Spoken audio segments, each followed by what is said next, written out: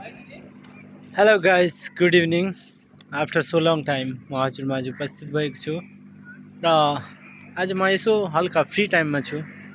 त्यही भएर चाहिँ हजुरलाई यहाँ हाम्रो तुलसीपुर 9 को एउटा सानो ठाउँ चाहिँ बेलुवा भन्ने चाहिँ हजुरलाई म पूर्ण रूपमा देखाउने छु। यहाँको दृश्य एकदम टपमा गएर के कस्तो देखिन्छ भनेर र पहिलेको भन्दा अहिले के कति चेन्जेस भएको छ हजुरले कमेन्ट मार्फत भन्नुहोला। Thank you.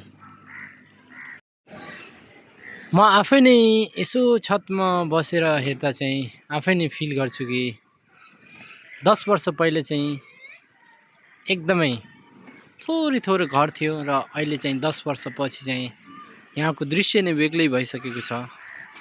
हजुरले देखिरहनु भएको छ अहिले समय चाहिँ साँझको 4:20 भएको छ।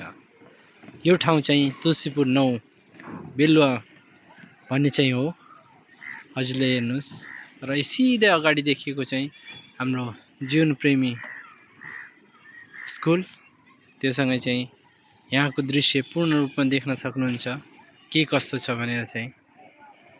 र यतातिर चाहिँ ठिक मेरो पूर्वतिर चाहिँ पातु खोला जुन चाहिँ अहिले सुकेर चाहिँ यस्तो भएको छ, तर थाहा हुँदैन कि यहाँ कतिखेर चाहिँ बाढी आउँछ भनेर चाहिँ।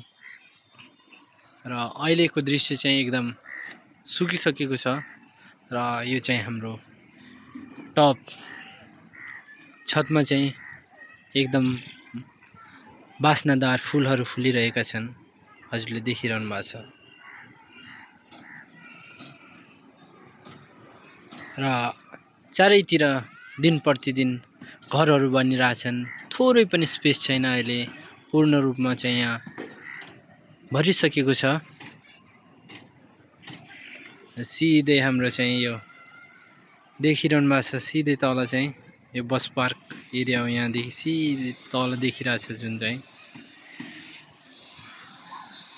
र अर्को यतातिर चाहिँ ठिक माथिको जुन टप बिल्डिङ छ यो चाहिँ अञ्चल अस्पताल पनि यहाँदेखि नजिकै देखिन्छ, तर जाने बाटो सिधै नभएको कारणले थोरै टाइम लाग्छ, लगभग 10 मिनट जति। र ठिक मेरो चाहिँ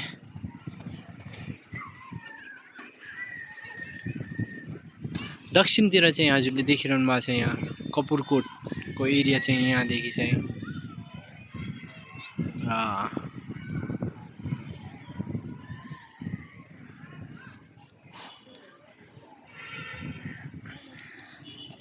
यहाँको दृश्य यस्तो भइसकेको छ अहिले, जुन चाहिँ 10 वर्ष पहिला चाहिँ थोरै घर थिए र अहिले चाहिँ एकदम पूर्ण रूपमा फुलफिल भइसकेका छन् र दिन प्रतिदिन यिनी बढ्ने क्रममै जारी छन्। यो भन्दै आजको यो भिडियो यहीँ समाप्त गर्छु। धन्यवाद।